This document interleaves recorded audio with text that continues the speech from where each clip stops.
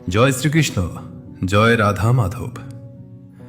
আমার প্রাণের বন্ধুগণ, সত্যস্বর চ্যানেলের পক্ষ থেকে আপনাদের সবাইকে জানাই অন্তরের অন্তঃস্থল থেকে গভীর ভালোবাসা এবং শ্রদ্ধা। আশা করি আপনারা পরমেশ্বরের অশেষ কৃপায় কুশলেই আছেন। আসলে ভগবানের চরণে যারা আশ্রয় নেয়, যারা প্রতিদিন তার নাম সংকীর্তন করে এবং নিজের জীবনের প্রতিটি মুহূর্ত তার ইচ্ছার উপর ছেড়ে দেয়, তাদের জীবনে অকল্যাণ হওয়া সম্ভব নয়। এটি আমার ব্যক্তিগত বিশ্বাস নয়, বরং এটি পরম সত্য। বন্ধুগণ, আমি আজ আপনাদের সামনে যে কথাগুলো বলতে এসেছি সেগুলো কেবল কিছু শব্দ নয়, এগুলো আমার নিজের জীবনের অভিজ্ঞতা এবং শ্রীমদ্ ভগবদ্গীতার সেই শাশ্বত শিক্ষা, যা কোটি কোটি মানুষের অন্ধকার জীবনে আলোর দিশা দেখিয়েছে। একটা সময় ছিল যখন আমিও খুব দুশ্চিন্তার মধ্যে দিন কাটাতাম। মনে হতো আমি যেন কোনো এক গভীর গহ্বরে পড়ে গেছি, যেখান থেকে বের হওয়ার কোনো পথ নেই। বুকের মধ্যে এক অজানা যন্ত্রণা সবসময় বিঁধে থাকত। মনে হতো হয়তো আমি জীবনে এমন কোনো বড় অপরাধ করেছি, যার কারণে ভগবান আমার দিক থেকে মুখ ফিরিয়ে নিয়েছেন। কিন্তু বন্ধুগণ, বিশ্বাস করুন, যেদিন থেকে আমি সমস্ত অহংকার ত্যাগ করে নিজেকে ভগবানের শ্রীচরণে সমর্পণ করলাম, সেদিন থেকে ভগবান আমার সমস্ত শোক, সমস্ত কষ্ট নিজের কাঁধে তুলে নিলেন। এখন তিনি আমার পাহাড় সমান দুশ্চিন্তার ভার বহন করেন এবং আমি নিজেকে এক অদ্ভুত প্রশান্তির সাগরে ভাসতে দেখি। সত্যি বলছি, এখন আর সেই পুরনো ভয় আমাকে স্পর্শ করতে পারে না। আর ঠিক সেই মুহূর্তেই আমি সিদ্ধান্ত নিয়েছিলাম যে এই যে অলৌকিক পরিবর্তন আমি অনুভব করছি, তা আমি একা ভোগ করব না, আপনাদের সবার কাছে পৌঁছে দেব। আজ আমরা এমন একটি বিষয় নিয়ে আলোচনা করব, যা আপনাদের জীবনের কঠিনতম সময়ে নতুন করে পথ চলার শক্তি যোগাবে। আমাদের প্রত্যেকের জীবনেই দুঃখ, কষ্ট, ব্যর্থতা এবং ভেঙে পড়ার মুহূর্ত আসে। মাঝে মধ্যে মনে হয় ভগবান হয়তো আমাদের ভুলে গেছেন, হয়তো আমাদের জীবনের সুখের সূর্য আর। বন্ধুগণ, আপনাদের জীবনে কি এমন সময় এসেছে যখন মনে হচ্ছে চারদিক থেকে বিপদ ঘনিয়ে আসছে? একটা সমস্যার সমাধান হতে না হতেই অন্য একটি এসে হাজির হচ্ছে। আপনি হয়তো ভাবছেন, আমি তো কারো ক্ষতি করিনি, আমি তো মন দিয়ে পরিশ্রম করছি, তবে কেন আমার সাথেই এমন হচ্ছে? মনে রাখবেন, যখন অন্ধকার ঘনতম হয়, তখনই বুঝতে হবে ভোরের সূর্য ওঠার সময় হয়ে এসেছে। ভগবান শ্রীকৃষ্ণ অর্জুনকে বলেছিলেন যে প্রচণ্ড কষ্টের পরেই পরম সুখের দ্বার উন্মোচিত হয়।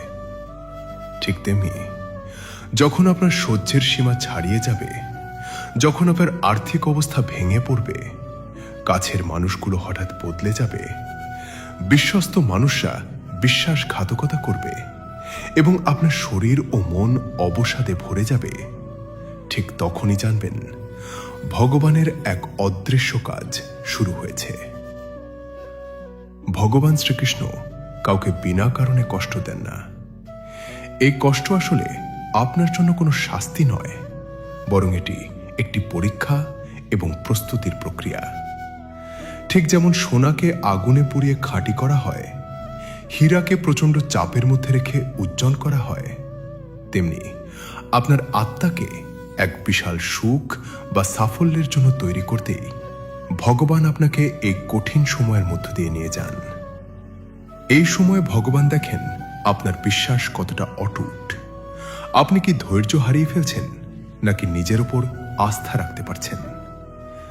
যারা এই কঠিন সময়েও ভগবানের নাম জপ করে অবিচল থাকে, তারাই পরবর্তী আশীর্বাদের যোগ্য হয়ে ওঠে। তাই যখন মনে হবে আর এক কদমও চলতে পারছেন না, ঠিক তখনই মনে রাখবেন শ্রীকৃষ্ণের সেই বাণী, আমি তোমাকে এমন কোনো কষ্ট দেব না যা সহ্য করার ক্ষমতা তোমার নেই। যেখানে আপনার চেষ্টা শেষ হয়, সেখান থেকেই ভগবানের কৃপা শুরু হয়।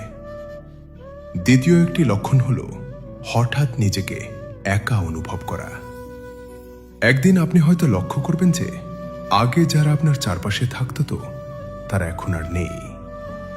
বন্ধুদের ফোন আসা কমে গেছে, আত্মীয় স্বজনরা দূরত্ব বজায় রাখছে এবং আপনার মনে হচ্ছে আপনি সবার কাছে এক বোঝা হয়ে দাঁড়িয়েছেন। বন্ধুগণ, একে অভিশাপ মনে করবেন না। ভগবান শ্রীকৃষ্ণ বলেন, নতুন কিছু পাওয়ার জন্য পুরনোকে ত্যাগ করতেই হয়। আপনি যদি একই জায়গায়, একই চিন্তাধারায় এবং একই পরিবেশে আটকে থাকেন, তবে নতুন সুখ আপনার জীবনে প্রবেশ করবে কিভাবে?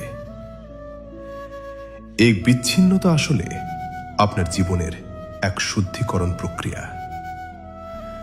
জীবনের এই পরিবর্তনের ধারায় আপনার মনে একটি গভীর প্রশ্ন জাগতে শুরু করবে, যা হল চতুর্থ সংকেত।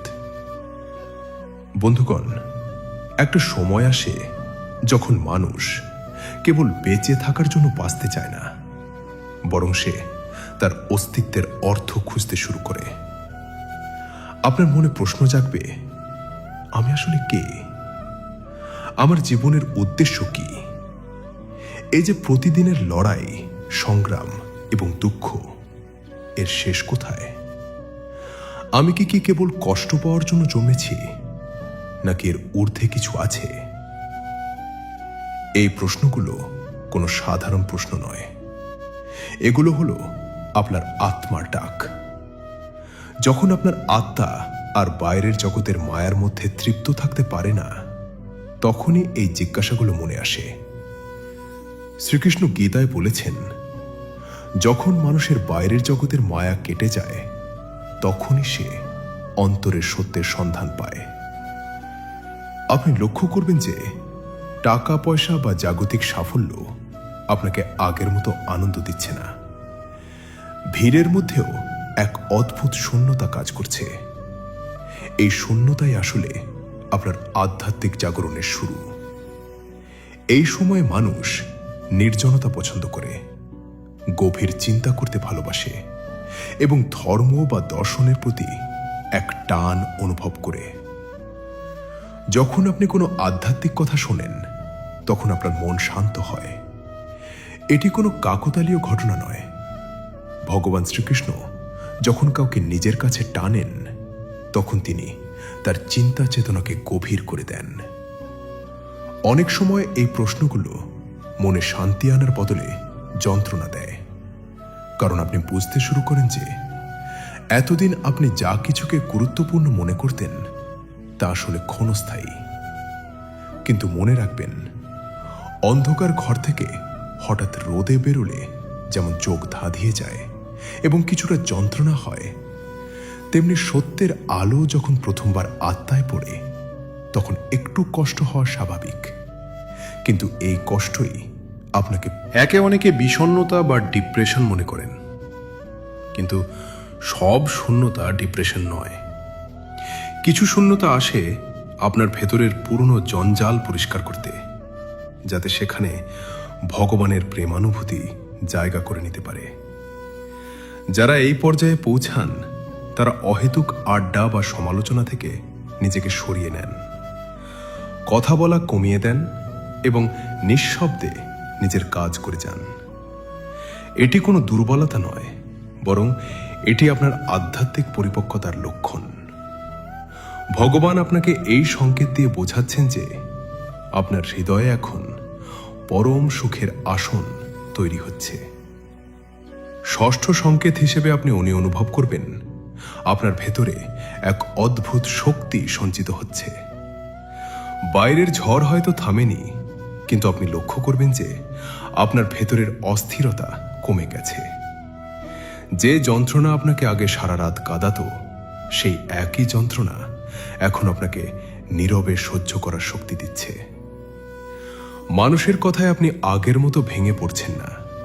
আপনি সমস্যার সামনে দাঁড়িয়ে পালানোর বদলে লড়াই করার সাহস পাচ্ছেন। আপনার চোখ জলপূর্ণ হতে পারে, কিন্তু আপনার সংকল্প দৃঢ় হচ্ছে। ভগবান শ্রীকৃষ্ণ বলেছেন, যে নিজের মনকে জয় করতে পেরেছে সেই হলো প্রকৃত বিজয়ী। এই শক্তি কোনো অহংকার নয়, এটি হলো ঈশ্বর প্রদত্ত আত্মবিশ্বাস। এর ঠিক পরেই যে সপ্তম সংকেতটি আসে তা হলো ক্ষমা করার ক্ষমতা। জীবনের এক পর্যায়ে মানুষ বুঝতে পারে যে সব যুদ্ধে জয়ী হওয়া সম্ভব নয় এবং সব যুদ্ধ জেতা জরুরিও নয়। যারা আপনাকে অতীতে কষ্ট দিয়েছে, যারা আপনার বিশ্বাস ভেঙেছে বা আপনাকে অপমান করেছে, তাদের কথা মনে পড়লে আপনার আর আগের মতো ক্রোধ হবে না, বরং আপনার মনে হবে যে তারা তাদের ক্ষুদ্র বুদ্ধির কারণেই এমন করেছে। আপনি তাদের ক্ষমা করে দিতে শুরু করবেন। এই ক্ষমা কোনো দুর্বলতা নয়, বরং মনের বিশালতা। ভগবান শ্রীকৃষ্ণ বলেন, ক্ষমা করলে মানুষের মন ভারমুক্ত হয়। যখন আপনি কাউকে ক্ষমা করেন, তখন আপনি আসলে নিজেকেই অন্যের নেতিবাচক প্রভাব থেকে মুক্ত করেন।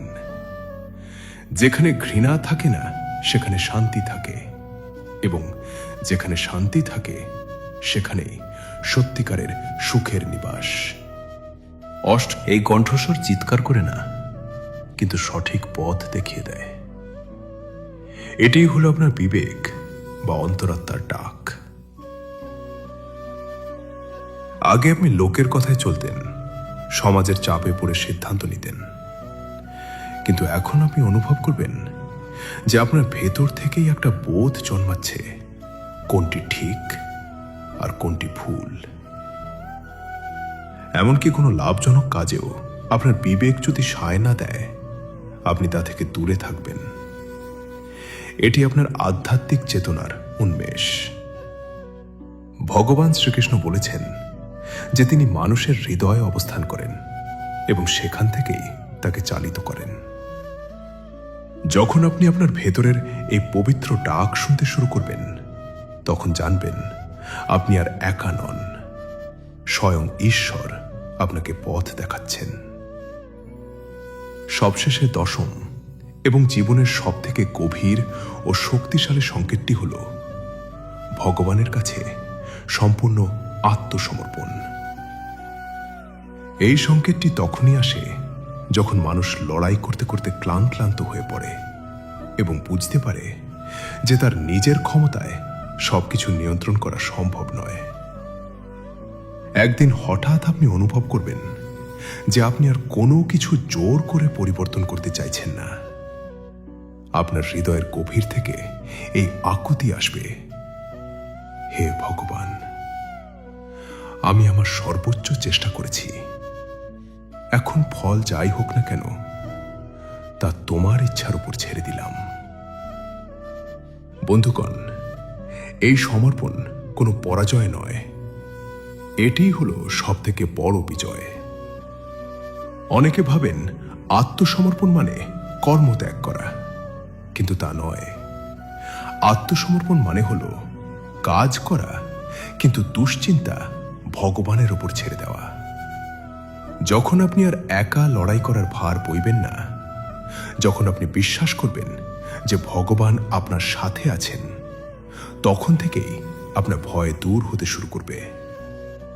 শ্রীকৃষ্ণ গীতায় সবথেকে গুরুত্বপূর্ণ উপদেশটি দিয়েছেন, সর্বধর্মান পরিত্যজ্য মামেকং শরণং ব্রজ। অর্থাৎ সমস্ত চিন্তা, ভয় এবং অহংকার ত্যাগ করে আমার শরণাপন্ন হও। যেদিন আপনি এটি অন্তর থেকে গ্রহণ করতে পারবেন, সেদিন থেকেই আপনার জীবন অলৌকিকভাবে বদলে যেতে শুরু করবে। ভগবান তখনই কাজ শুরু করেন যখন আমরা নিজেদের অহংকার ত্যাগ করে তার উপর পূর্ণ বন্ধুগণ, আজ আমরা যে 10টি সংকেত নিয়ে আলোচনা করলাম, এগুলো কেবল কথা নয়, এগুলো ভগবানের পক্ষ থেকে পাঠানো এক একটি আশীর্বাদ। আপনার জীবনে যদি এখন অনেক দুঃখ থাকে, চারদিক থেকে সমস্যা ঘিরে ধরে থাকে, তবে হতাশ হবেন না। মনে রাখবেন, ভগবান আপনাকে এক বিরাট সুখের জন্য প্রস্তুত করছেন। আপনি যদি এই সংকেতগুলো বুঝতে পারেন এবং নিজেকে সঠিক পথে পরিচালিত করতে পারেন, তবে কোনো শক্তি আপনাকে পরম আনন্দ থেকে বঞ্চিত করতে পারবে না। সত্যস্বর চ্যানেলের উদ্দেশ্যই হল আপনাদের জীবনের সেই সত্যের সাথে পরিচয় করিয়ে দেওয়া, যা আপনাদের আত্মার শান্তি প্রদান করবে। আমি বিশ্বাস করি আজকের এই দীর্ঘ আলোচনাটি আপনাদের অনেকের মনে আশার প্রদীপ জ্বালিয়ে দেবে। ভগবান শ্রীকৃষ্ণ সবসময় আপনার পাশে আছেন, কেবল আপনাকে তার দিকে এক পা এগিয়ে যেতে হবে। যদি আজকের এই বার্তাটি আপনাদের হৃদয়ে বিন্দুমাত্র প্রভাব ফেলে থাকে, তবে অবশ্যই লাইক দিন এবং আপনার বন্ধু ও প্রিয়জনদের সাথে এটি শেয়ার করুন। কারণ আপনার একটি শেয়ার হয়তো অন্য কোনো হতাশ মানুষের জীবনে নতুন বাঁচার অনুপ্রেরণা হয়ে উঠতে পারে। আর আপনার অমূল্য মতামত কমেন্টে জানাতে ভুলবেন না। কোন সংকেতটি আপনি বর্তমানে অনুভব করছেন? আমরা সবাই এক বড় পরিবারের মতো, এবং আমরা একে অপরের হাত ধরে শ্রীকৃষ্ণের চরণে পৌঁছে যাব। সত্যস্বরের সাথে থাকুন, সুস্থ থাকুন এবং সদা সর্বদা হরি নাম জপ করুন। আজকের মতো এখানেই বিদায় নিচ্ছি। খুব শীঘ্রই দেখা হবে নতুন কোনো আধ্যাত্মিক ও প্রেরণাদায়ক ভিডিওতে। জয় শ্রীকৃষ্ণ, জয় রাধা মাধব। আপনার মঙ্গল হোক।